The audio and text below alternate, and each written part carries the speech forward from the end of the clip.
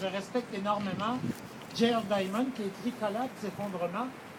Il nous dit en l'an 2100, soit il y aura 10 milliards d'habitants sur Terre et ils vivront relativement bien, soit il n'en restera plus qu'1 milliard, et ce milliard qui aura survécu regrettera de ne pas avoir été parmi les 9 autres milliards qui auront disparu. C'est ça l'enjeu qu'on a devant nous en ce début du 21e siècle. Et je précise bien que c'est un enjeu du début du 21e siècle. Parce que si on n'a pas inversé la tendance au réchauffement climatique d'ici 10, 15, 20 ans maximum, on aura franchi le seuil de l'irréparable. Alors, on n'a pas jusqu'à la fin du siècle devant nous, là. C'est un enjeu, vous avez compris que c'est un enjeu pour tout le monde, puis c'est un enjeu chacun dans le rôle qui est le sien. Que ce soit au gouvernement canadien, au gouvernement provincial, dans les organismes à tous égards, et notamment, c'est un enjeu à l'échelle municipale. Ça, c'est la partie qui, moi, me concerne plus particulièrement. Mais elle nous concerne tous. Vous savez que présentement, il y a un peu plus de 50% de la population de la planète qui vit dans des villes. On est grosso modo 7 milliards, il y en a 3,5 millions dans les villes. Ce qu'il faut savoir, c'est que d'ici 2060-2070, il y aura 3,5 milliards d'habitants supplémentaires sur Terre et supplémentaires dans les villes. C'est-à-dire qu'on sera 70% de la population mondiale qui vivra dans les villes.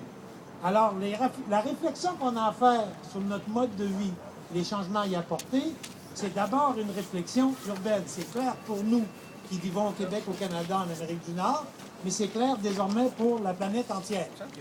Et ben voilà, c'est la partie, moi, qui me passionne, qui m'anime et qui m'a conduit à fonder Projet Montréal et qui anime tout le monde qui est dans Projet Montréal. C'est comment faudrait-il désormais vivre dans nos villes.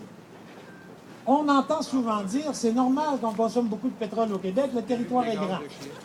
Le même argument est repris pour le Canada, le même argument est repris pour l'Amérique. Et à contrario, on dit en Europe, c'est facile pour eux. Ils vivent dans un mouchoir de poche en très haute densité. Alors, il leur est facile de ne pas consommer autant de pétrole. Ce que vous devez savoir à cet égard-là, c'est que 80% du pétrole routier brûlé au Québec l'est pour des déplacements à l'intérieur des villes.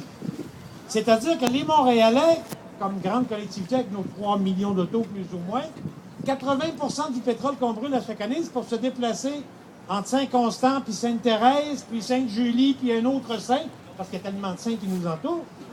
Et seulement 1 litre sur 5, prétendument pour aller à Chicoutimi, pour aller à Gaspé ou pour aller en Abitibi. Alors, la question de Kyoto, la question des changements climatiques concernant le développement urbain, c'est une réflexion sur notre manière de nous déplacer dans nos villes et de vivre dans nos villes. Et ça, ben, cette réflexion-là est au cœur du programme politique de Projet Montréal. Alors, on verra, l'élection a lieu dans 2 ans. Il ne sera pas encore trop tard pour l'horizon de Kyoto.